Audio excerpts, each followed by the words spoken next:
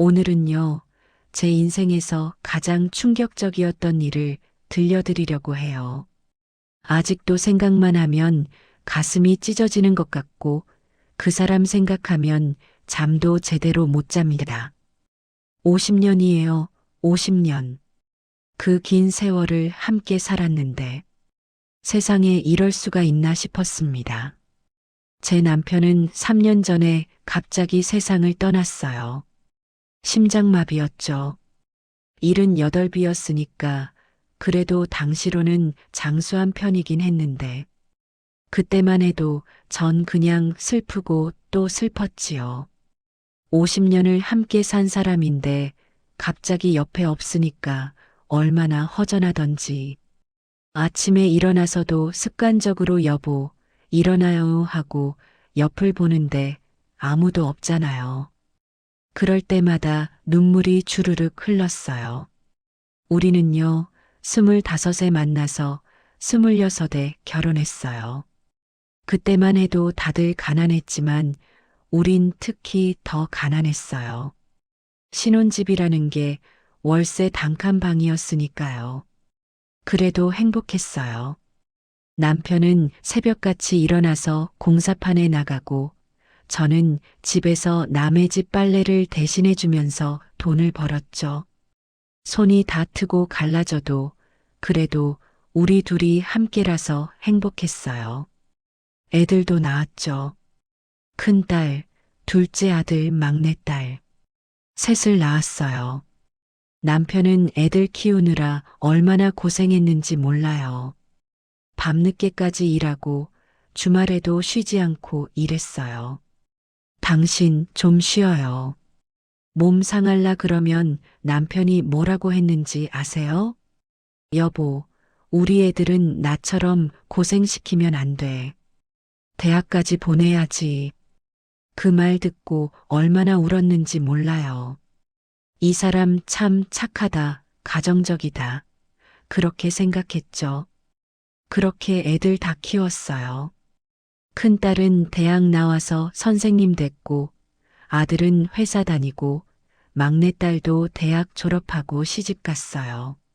남편은 자랑스러워 했어요. 여보, 우리가 해냈어.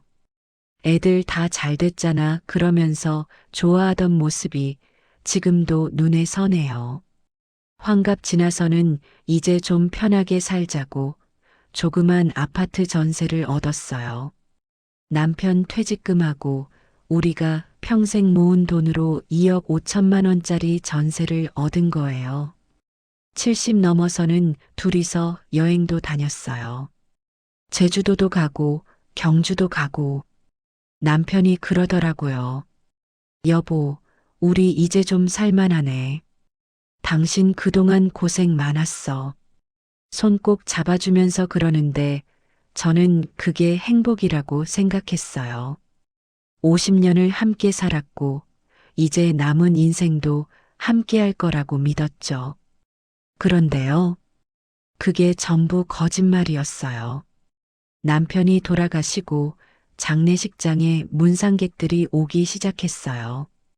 친척들, 남편 친구분들, 우리 애들 친구들, 많은 분들이 오셨죠. 저는 빈소 한쪽에 앉아서 눈물만 흘리고 있었어요. 애들도 다들 울고 있고요. 그때였어요. 장례식장 문이 열리면서 젊은 여자가 들어왔어요.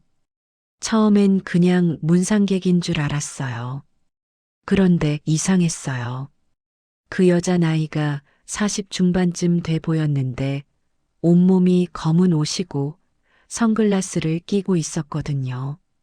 근데 더 이상한 건 그 옆에 젊은 남자애가 있었어요. 20살쯤 돼 보이는 청년이었는데 그 애도 온통 검은 옷을 입고 있었죠. 그 둘이 영정사진 앞에 서더니 절을 하는 거예요. 근데 그 절하는 모습이 뭔가 달랐어요. 그냥 문상객들처럼 예의상 절하는 게 아니라 진짜 오열하면서 절을 하는 거예요. 그 여자는 선글라스 너머로 눈물이 주르륵 흐르고 있었고 그 젊은 남자애도 소리내서 울고 있었어요. 아버지, 아버지, 뭐라고요? 저는 귀를 의심했어요. 저 젊은 남자가 방금 뭐라고 했지? 그 여자가 영정 사진을 보면서 떨리는 목소리로 말하더라고요. 여보, 왜 이렇게 갑자기 가셨어요? 약속했잖아요. 함께 늙는다고. 여보, 여보라고 했어요. 저는 그 자리에서 벌떡 일어났어요. 머리가 하얗게 변하면서 온몸에 소름이 쫙 돋았죠. 저기요, 지금 뭐라고 하신 거예요?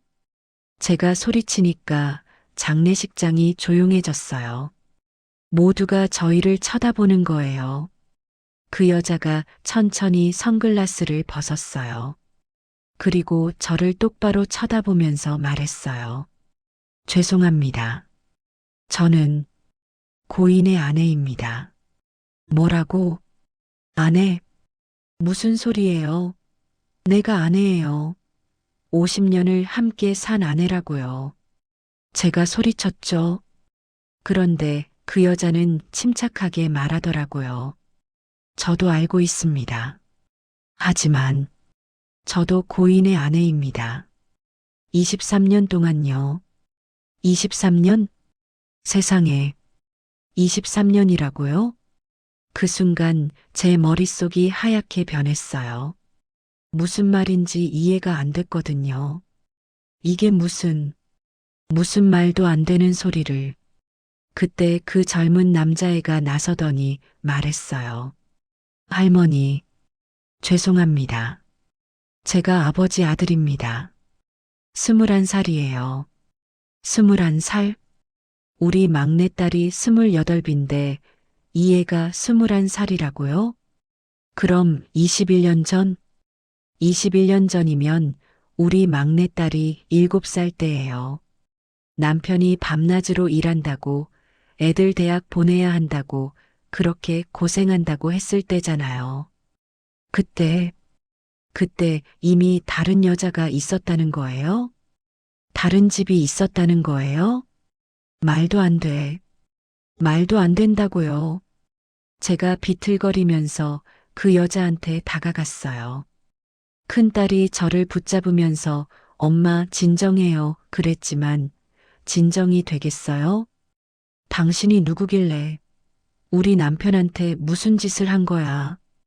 그 여자가 가방에서 뭔가를 꺼냈어요. 그게 뭔지 아세요? 주민등록 등본이었어요.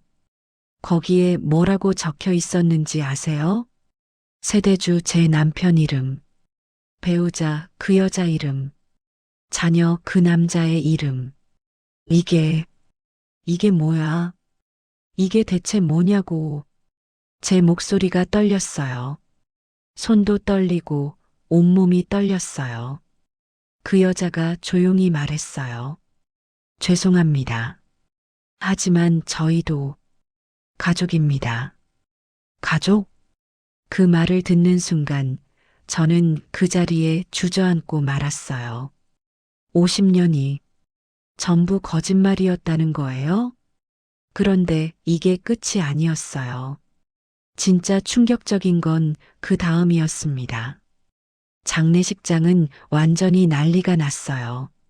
사람들은 수군수군거리고 우리 애들은 멍하니 서 있고 저는 그 주민등록 등본을 붙잡고 계속 봤어요. 아니, 이게 진짜일 리가 없다고. 거짓말이라고 생각했죠. 근데 진짜였어요. 도장도 찍혀 있고, 날짜도 선명하고, 발급일자까지 최근이더라고요. 이게 현실이었어요. 제 손이 덜덜 떨렸어요.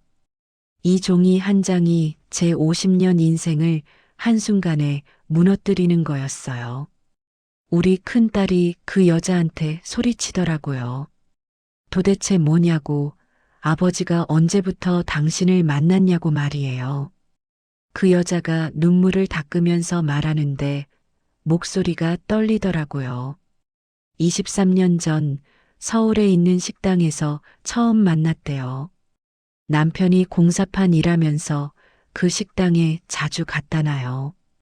아, 그때가 생각났어요. 23년 전에 남편이 서울에서 큰 공사 맡았다고 했었거든요.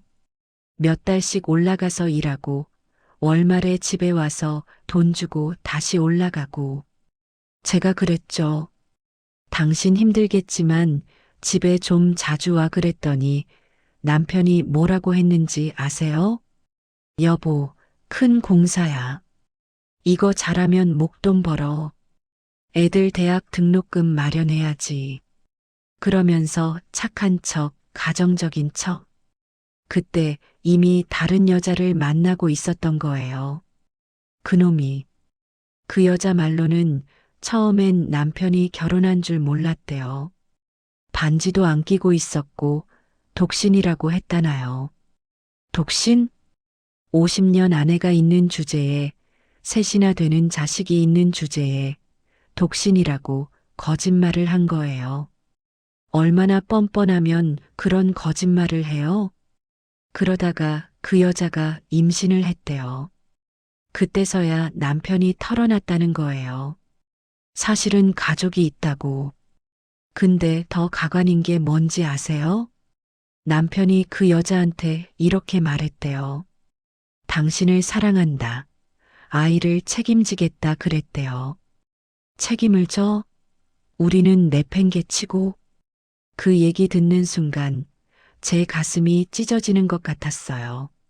아, 그때 남편이 갑자기 돈을 많이 벌어온다고 좋아했던 게 생각났어요. 여보, 이번에 보너스 받았어. 이걸로 큰애 학원비 내 그러면서 돈을 주더라고요. 저는 얼마나 고마워했는지 몰라요. 애 아빠가 이렇게 고생해서 돈 벌어오는데 내가 더 열심히 살아야지. 그렇게 생각했어요. 그게 다 이중 생활을 하면서 벌어온 돈이었던 거예요. 제가 물었죠. 떨리는 목소리로 그럼 어떻게 두 집을 오갔냐고 말이에요. 그 여자가 대답하더라고요. 일주일에 사나흘은 자기네 집에, 사나흘은 우리 집에 있었대요. 아? 일주일에 사나흘이에요. 우리가 남편 없이 외롭게 밥 먹을 때 그 집에 가 있었다는 거예요. 우리 아들이 아빠한테 야구 가르쳐 달라고 조를 때 그 집 아들한테 가 있었다는 거예요. 저는 그때마다 아이들한테 뭐라고 했는지 아세요? 아빠는 우리 먹여 살리려고 열심히 일하시는 거야. 아빠 힘들게 하지 마 그랬어요. 더 기가 막힌 건 돈이었어요. 번 돈을 반반씩 나눠줬대요. 반은 우리한테, 반은 그 여자한테. 그래서 우리가 그렇게 쪼들렸구나. 그래서 우리가 애들 학원비 걱정하고 병원비 아끼고 그렇게 살았구나. 돈의 반을 다른 여자한테 주느라 우리가 고생한 거였어요. 우리 큰딸이 울면서 말하더라고요. 자기가 대학 때 알바를 3개씩 했다고 동생들 학비 대려고 얼마나 고생했는지 모른다고 말이에요. 맞아요. 우리 딸애가 낮에는 학교 가고 저녁에는 편의점 알바, 밤에는 패스트푸드점 알바, 주말에는 전단지 돌리고 한 번은 새벽 2시에 집에 들어오는데 비까지 와서 온몸이 다 젖었더라고요. 제가 얼마나 가슴이 아팠는지 몰라요. 엄마 괜찮아. 나 씩씩하잖아 그러면서 웃던 얼굴이 지금도 눈에 선해요. 그런데 그 젊은 남자애가 말하더라고요. 자기는 아버지 돈으로 사립대학을 나왔대요. 유학도 다녀왔다고. 미국에서 2년이나 있었다나요. 유학이요? 우리 애들은 국립대 가려고 밤새워 공부했는데 우리 큰딸은 장학금 받으려고 얼마나 열심히 했는지 아세요? 고등학교 3년 내내 전교 3등 안에 들었어요. 놀고 싶은 나이에 친구들이랑 놀지도 못하고 도서관에서 밤늦게까지 공부했어요. 그런데 저에는 유학이라니. 제가 물었어요.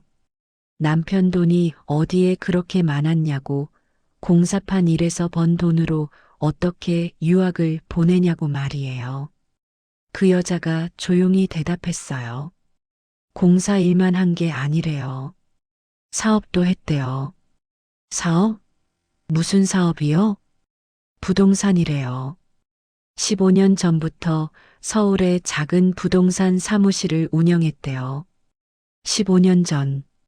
15년 전에 남편이 제게 뭐라고 했는지 아세요? 여보, 나 이제 늙었어. 공사판 일 힘들어. 무릎도 아프고 허리도 아프고 편한 일 좀 할래. 그래서 아파트 경비 일을 시작한다고 했어요. 월급은 적지만 편하다고. 이제 우리 나이에 뭐 그렇게 많은 돈이 필요하냐고 그랬어요. 그 말 믿고 저는 그래.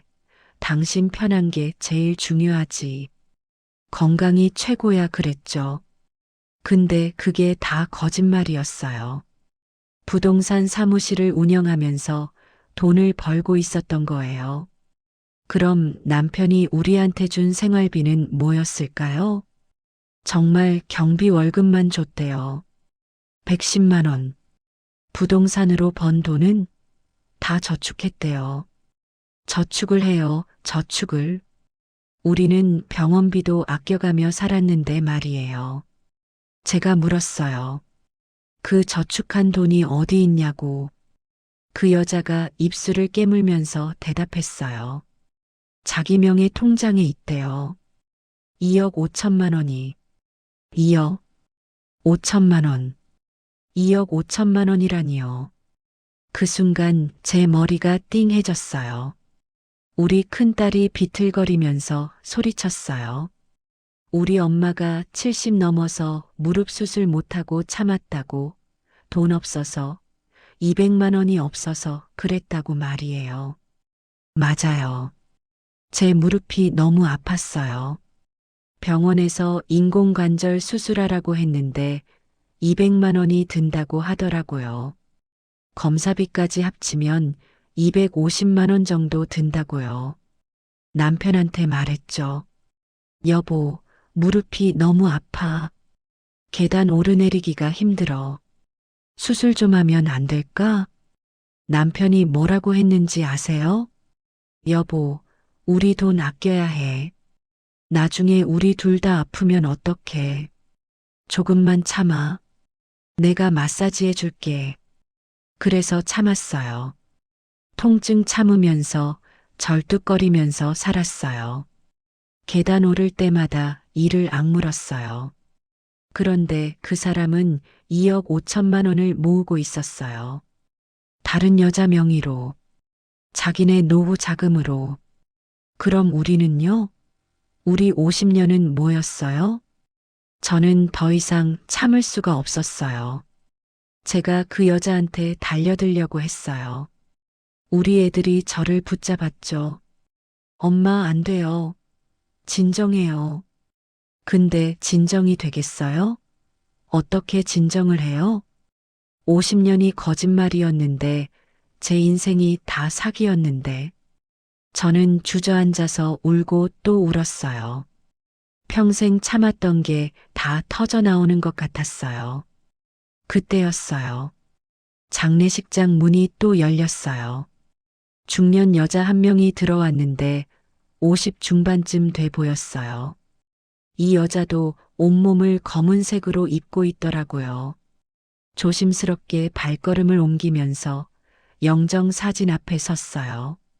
절을 하는데 그 모습이 뭔가 이상했어요. 너무 슬퍼 보였거든요. 그냥 문상객 같지가 않았어요. 그 여자가 우리를 돌아보면서 말했어요. 자기는 고인의 오랜 친구라고 조의를 표하러 왔다고요. 친구? 근데 친구치고는 너무 슬퍼 보였어요. 손에 하얀 손수건을 꽉 쥐고 있었고 눈이 빨갛게 부어 있었어요. 그리고 그 여자 손에 든 부의금 봉투를 봤는데 액수가 500만 원이었어요. 친구가 부의금을 500만 원이나 내요. 그것도 경비원이었던 사람 장례식에. 저는 이상한 느낌이 들었어요. 그 여자가 저를 보는 눈빛이 뭔가 미안해 보이고 슬퍼 보이고 죄책감이 어려 있는 것 같았어요. 그리고 영정 사진을 보면서 눈물을 글썽이는데 그게 그냥 친구의 눈물이 아니었어요. 뭔가 더 깊은 감정이 있어 보였어요. 제 가슴이 철렁 내려앉았어요. 설마, 설마 또, 아니야, 아닐 거야. 이제 더 이상은 없을 거야. 근데 그 여자 표정을 보니까 뭔가 더 있는 것 같았어요. 뭔가 숨기고 있는 게 있어 보였어요. 저는 두려웠어요. 이미 제 세상은 무너졌는데 더 무너질 게 남았다는 게 믿기지 않았어요. 하지만 제가 그때는 몰랐죠. 진짜 지옥은 이제부터였다는 걸. 그 여자의 정체를 알게 됐을 때 저는 정말 이 세상이 끝난 줄 알았어요. 50년 인생이 한순간에 무너지는 것도 모자라서 더 큰 충격이 기다리고 있었습니다. 저는 그 중년 여자한테 다가갔어요. 다리가 후들후들 떨렸지만 알아야 했어요. 더 이상 숨겨진 게 있으면 안 됐거든요. 실례지만 남편과 어떤 사이였냐고 물었죠. 제 목소리가 떨렸어요. 그 여자가 저를 보는 눈빛에 눈물이 가득했어요. 고개를 숙이면서 죄송하다고, 정말 죄송하다고 했어요. 10년 전부터 남편과 함께 일했대요. 부동산 사무실에서요. 아, 그 여자가 말했던 그 부동산 사무실이구나. 처음엔 정말 직원이었다고 했어요. 그런데 시간이 지나면서 남편이 자기를 좋아한다고 고백했다나요? 사랑한다고. 또요? 또 사랑한다고 했다는 거예요? 이 사람이 도대체 몇 명한테 사랑한다고 말을 한 거예요? 그럼 이 여자까지 합치면 셋이에요.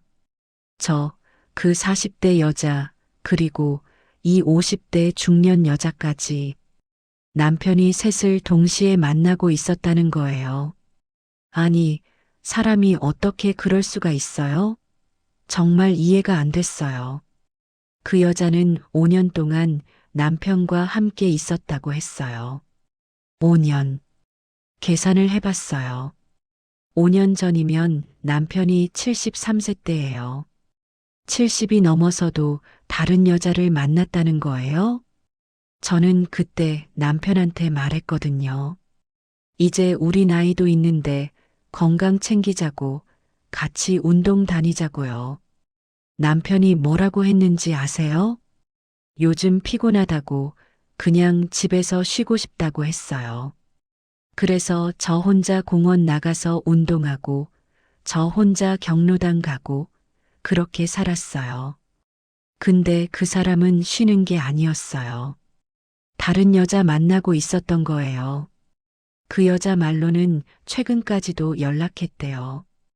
돌아가시기 일주일 전까지도. 일주일 전에 남편이 갑자기 서울 간다고 했었어요.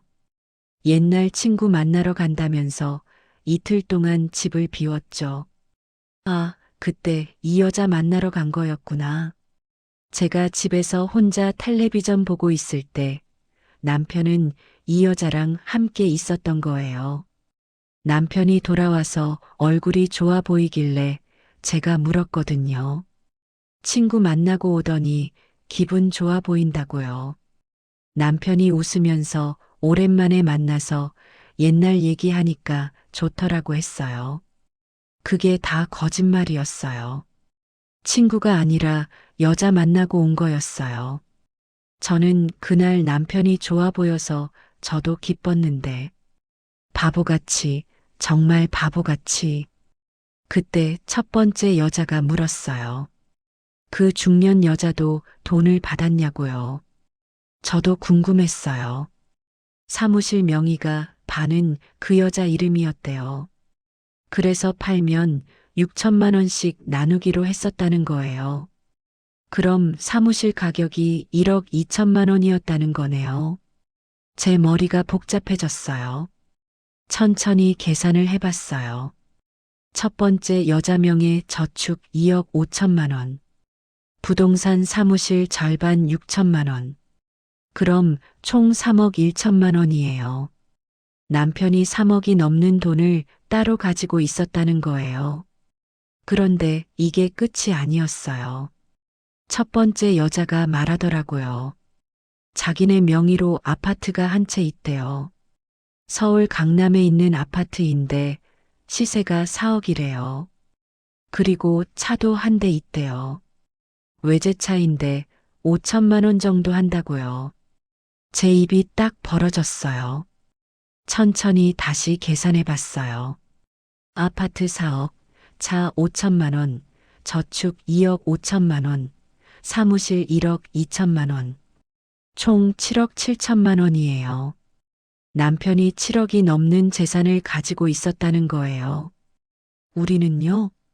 우리는 전세 2억 5천만 원에 통장에 2천만 원, 2억 7천만 원이 전부예요. 남편 재산의 3분의 1도 안 돼요. 50년을 함께 산 가족이 재산의 3분의 1도 못 받는다는 거예요? 말도 안 되죠. 정말 말도 안 되는 일이었어요. 제가 울면서 물었어요. 그럼 다 당신들 돈이냐고, 우리는 뭐냐고, 우리 50년은 뭐였냐고 말이에요. 우리 애들도 울고 있었어요. 아들은 주먹을 쥐고 떨고 있었고, 딸들은 주저앉아서 울고 있었어요. 장례식장에 온 사람들이 다 우리를 쳐다봤지만 신경 쓸 겨를이 없었어요. 그때 첫 번째 여자가 침착하게 말하더라고요. 법적으로는 자기가 배우자래요. 주민등록에도 올라가 있고 혼인신고도 되어 있다고요. 하지만 유산을 나눠야 한다고 남편의 다른 가족들도 권리가 있으니까요. 유산. 제 머리가 하얘졌어요. 유산이요? 우리가 상속받을 유산이 있기는 한가요? 전세집에 통장에 2천만 원밖에 없는데요. 그 여자가 제안하더라고요. 자기네 명의 재산과 우리 쪽 재산을 합쳐서 반반 나누자고요. 그게 공평하지 않겠냐고 했어요. 공평해요? 50년 산 가족이랑 23년 산 가족이랑 똑같이 나눠요? 그게 공평해요? 우리 큰딸이 소리쳤어요. 말도 안 된다고. 우리 엄마가 50년을 함께 살았는데 어떻게 똑같이 나눌 수 있냐고요. 당신은 남의 남편 빼앗아 놓고 뭐가 공평하냐고 말이에요. 그런데 그 여자가 차갑게 말하더라고요. 법은 자기네 편이래요. 주민등록상 배우자는 자기고 재산도 자기 명의니까요. 우리가 소송을 걸어도 이길 가능성이 낮다고 했어요. 그 순간 깨달았어요. 이 여자가 처음부터 이걸 노린 거구나. 부동산도 아파트도 다 자기 명의로 만들어서 남편 죽으면 다 가져가려고 한 거구나. 23년 동안 계획한 거예요. 치밀하게. 남편도 바보였고 저도 바보였어요. 저는 중얼거렸어요. 당신 처음부터 돈이 목적이었구나. 그 여자는 아무 말도 하지 않았어요. 하지만 그 표정이 모든 걸 말해주고 있었어요. 맞아요. 돈이었어요. 처음부터 돈이 목적이었던 거예요. 그때 중년 여자가 조심스럽게 말했어요. 한 가지 더 말할 게 있다고요. 또 뭐가 있어요? 제 심장이 쿵쿵거렸어요. 더 이상은 못 듣겠어요. 제발. 남편이 빚이 있대요. 사업 자금으로 빌린 돈인데 1억 5천만 원이래요. 그 여자 명의로 빌렸다고요. 1억 5천. 그럼 사무실 팔아서 갚아야 한다는 거네요. 사무실 1억 2천만 원에 빚이 1억 5천만 원이면 사무실 팔아도 3천만 원이 모자라요. 더 충격적인 말이 있었어요. 그 빚의 연대보증을 남편이 섰대요. 우리 명의로 된 재산도 같이 담보로 잡혔다고요. 뭐라고요? 우리 재산을요? 그러니까 만약 그 여자가 돈을 못 갚으면 우리한테 청구가 온다는 거예요. 우리 전세 보증금까지 건드려야 할 수도 있대요. 그 말에 제 눈앞이 캄캄해졌어요. 우리는 집까지 잃을 수도 있다는 거예요? 50년을 함께 살고 평생을 고생하고 마지막에 남은 게 빚이라는 거예요? 남편이 우리를 빚더미에 앉혀놓고 간 거였어요. 저는 그 자리에 주저앉았어요. 더 이상 설 힘도 없었어요. 50년이 뭐였을까요? 제 인생이 뭐였을까요? 우리 애들이 저를 부축했어요. 큰딸은 울면서 엄마 괜찮다고 우리가 있다고 했어요. 하지만 괜찮을 리가 없었어요. 남편이 죽었다는 슬픔보다 50년이 거짓말이었다는 배신감이 앞으로 어떻게 살아야 할지 모르겠다는 두려움이 모든 게 한꺼번에 무너져 내렸어요. 장례식장을 나오면서 저는 돌아봤어요. 영정사진 속 남편이 웃고 있었어요. 제가 사랑했던 그 미소로요. 하지만 이제 그 미소가 무섭게 느껴졌어요. 저 미소 뒤에 얼마나 많은 거짓말이 숨어 있었던 걸까요? 50년. 제 청춘도, 중년도, 노년도 다 바친 50년이 한순간에 무너졌어요. 그런데 저는 그때 아직 몰랐어요. 진짜 충격은 그 다음 날 기다리고 있다는 걸. 집으로 돌아오는 길, 저는 멍하니 차창 밖을 바라봤어요. 세상은 아무 일 없다는 듯 돌아가고 있었어요. 사람들은 웃고 차들은 달리고 하지만 제 세상은 멈춰 있었어요. 그리고 다음 날 제가 알게 된 마지막 진실은 정말 상상도 못할 일이었습니다. 장례를 치렀어요. 그 여자들도 왔고 사람들도 많이 왔지만 저는 아무것도 기억이 안 나요. 그냥 멍하니 앉아서 영정사진 속 남편을 보고 있었어요. 왜 이랬어? 왜 우리한테 이랬어? 장례 끝나고 집에 돌아왔어요. 애들은 다 울고 지쳐서 각자 방에 들어갔고 저는 혼자 거실에 앉아 있었어요. 남편이 앉아있던 소파, 남편이 보던 텔레비전, 남편 슬리퍼, 모든 게 그대로인데 남편만 없었어요. 근데 이상했어요. 저는 슬프지가 않았어요. 눈물도 안 나왔어요. 그냥 허망했어요. 50년이 다 거짓말이었다는 게 믿기지가 않았어요. 다음 날 남편 옷장을 열어봤어요. 정리를 해야 할 것 같아서요. 옷을 꺼내는데 안쪽 깊숙한 곳에 서류 봉투가 하나 있더라고요. 뭔가 싶어서 열어봤어요. 그게 뭔지 아세요? 통장 사본이었어요. 제 명의 통장이었는데 처음 보는 통장이었어요. 언제 만든 건지. 저는 이런 통장 만든 적이 없는데. 근데 잔액을 보니까 6천만 원이 들어 있었어요. 예금주가 제 이름이에요. 분명히 제 이름인데 저는 이 통장을 본 적이 없어요. 남편이 제 명의로 몰래 만든 거였어요. 봉투를 더 뒤져봤어요. 편지가 한 장 들어 있었어요. 남편 필체였어요. 손이 떨렸지만 펼쳐봤어요. 여보, 이 편지를 읽고 있다면 나는 이미 세상을 떠났겠지. 편지를 읽으면서 눈물이 났어요. 1년 전에 쓴 편지였어요. 남편이 병원에 갔었대요. 심장이 안 좋다는 진단을 받았다고요. 의사가 길어야 2년이라고 했대요. 그때부터 남편이 정리를 시작하려 했던 거였어요. 그 여자들한테도 관계를 정리하겠다고 말했대요. 하지만 쉽지 않았다고 했어요. 편지에 이렇게 적혀 있었어요. 그 여자가 관계를 끊으면 당신한테 다 말하겠다고 했소.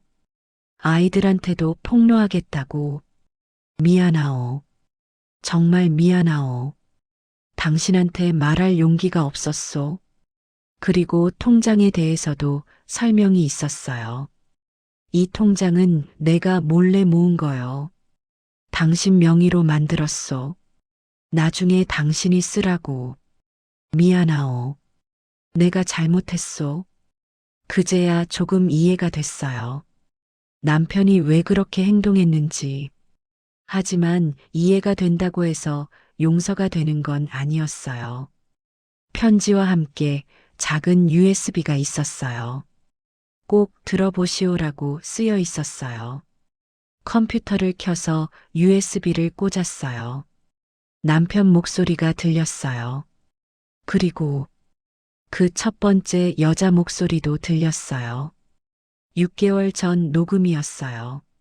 남편이 관계를 끊자고 하니까 그 여자가 협박하는 내용이었어요. 돈을 더 달라고, 재산을 자기 명의로 하라고, 안 그러면 모든 걸 폭로하겠다고.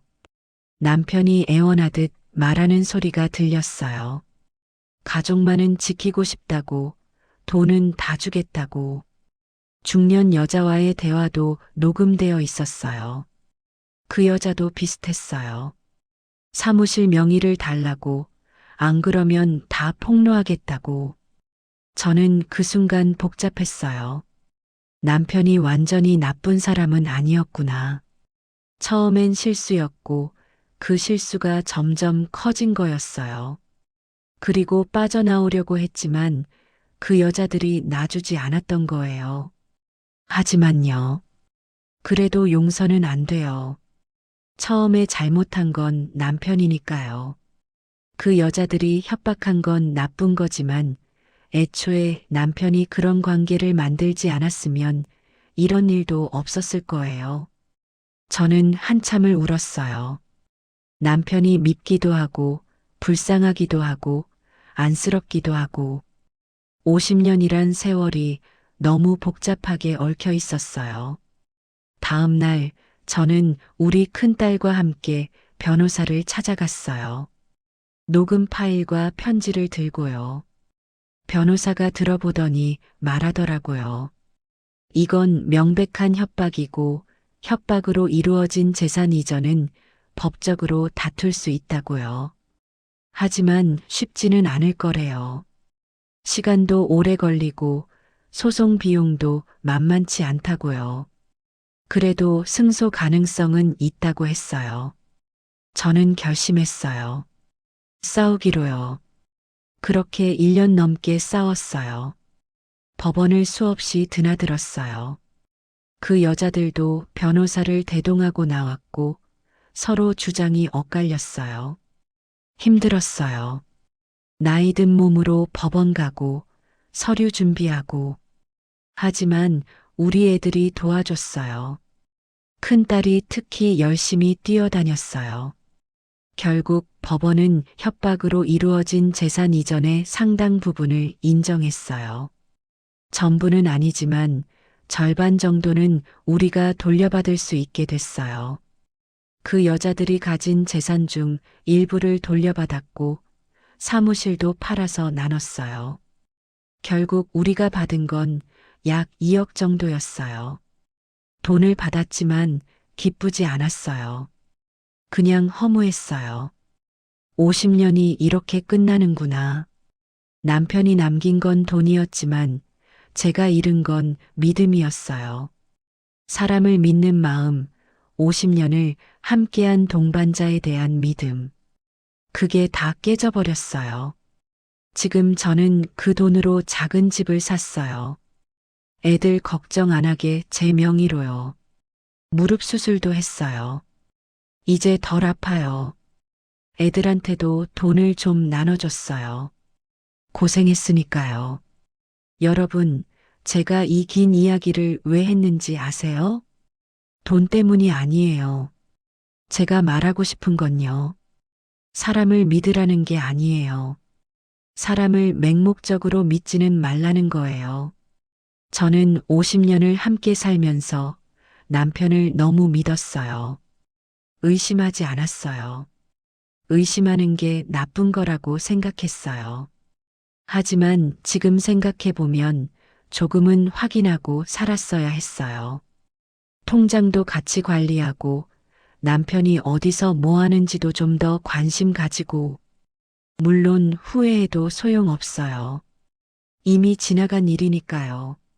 하지만 여러분은 저처럼 당하지 마세요. 사랑하되 눈은 떠야 해요. 믿되 확인은 해야 해요. 그게 자신을 지키는 일이에요. 특히 나이 드신 분들, 평생 함께 산 배우자라고 해서 무조건 믿지 마세요. 사람은 변할 수 있어요. 아니, 사람은 원래 복잡해요. 제 남편도 완전히 나쁜 사람은 아니었어요. 하지만 완전히 좋은 사람도 아니었죠. 그 중간 어디쯤, 그냥 약한 사람이었어요. 지금 저는요, 혼자 살고 있어요. 작은 집에서요. 외롭기도 하지만 편하기도 해요. 제가 하고 싶은 대로 살 수 있거든요. 아침에 일어나서 공원 산책하고 경로당 가서 친구들 만나고 손주들 보러 가고 가끔 남편 생각이 나요. 밉기도 하고 그립기도 하고 복잡해요. 50년이란 세월을 어떻게 한순간에 지워요? 하지만 이제는 좀 정리가 됐어요. 남편을 용서했다고는 할 수 없지만 그래도 이해는 하게 됐어요. 약한 사람이 저지른 큰 실수였다고요. 여러분, 오늘 제 긴 이야기 끝까지 들어주셔서 정말 감사합니다. 혹시 비슷한 일을 겪고 계신 분이 있다면 포기하지 마세요. 싸울 건 싸워야 해요. 당신이 평생 바친 세월이 헛되지 않게요. 그리고 아직 괜찮으신 분들은 미리미리 확인하고 준비하세요. 배우자와 재산도 투명하게 관리하고 서로 통장도 알고 사랑과 신뢰는 중요하지만 현실적인 대비도 필요해요. 그게 진짜 가족을 지키는 길이에요. 저는 이제 78이에요. 남은 인생이 얼마나 될지 모르겠지만 제대로 살고 싶어요. 남편한테 의지하지 않고 제 힘으로 당당하게요. 여러분도 그러셨으면 좋겠어요. 누구한테 의지하지 말고 스스로 강하게 사시길 바랍니다. 긴 이야기 들어주셔서 감사합니다. 여러분 모두 건강하시고 행복하세요. 저는 이만 인사드립니다.